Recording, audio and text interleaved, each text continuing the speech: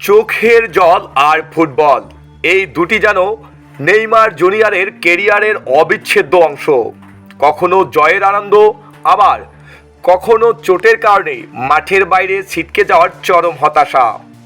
বারবার ইনজুরি যখন এই ব্রাজিলিয়ান জাদুকরকে গ্রাস করেছে, তখন কোটি ভক্তের মনে প্রশ্ন জেগেছে, তবে কি শেষ হয়ে যাচ্ছে সন্তোষের সেই বিস্ময় বালকের জাদু? কিন্তু সব হতাশার মাঝেও যার হাত ধরে ফুটবলে নেইমারের আগমন, সেই মানুষটি কিন্তু এখনও হাল ছাড়েননি। সম্প্রতি সামাজিক যোগাযোগ মাধ্যমে আলোড়ন সৃষ্টি করেছে নেইমারের প্রতি তার বাবার একটি আবেগঘন বার্তা, যেখানে তিনি ছেলেকে উদ্দেশ্য করে বলেছেন, ফুটবলটা চালিয়ে যাও বাবা, আবার বল পায়ে আনন্দ খুঁজে নাও।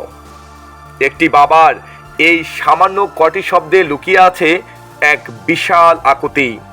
সন্তানকে আবারও চেনা ছন্দে, চেনা হাসিতে সবুজ মাঠে ফুটবল পায়ে দেখতে চাওয়ার এক তীব্র আকুলতা। আমরা জানি বিগত কয়েক বছর ধরে নেইমারের কেরিয়ারের বড় একটা সময় কেটেছে রিহাব সেন্টারে চিকিৎসকের ছুরির নিচে। পিএসজি থেকে শুরু করে বর্তমান ক্লাব আল হিলাল, ইনজুরি যেন কিছুতেই পিছু ছাড়ছে না তার। অনেক সমালোচক তো তার কেরিয়ারের শেষও দেখে ফেলেছিলেন, কিন্তু নেইমারের বাবা, যিনি একই সাথে তার মেন্টর এবং পথপ্রদর্শক, তিনি জানেন তার ছেলের ভেতরে এখনও কতটা ফুটবল বাকি আছে। তিনি চান না তার ছেলের সমালোচকদের কথায় কান দিক।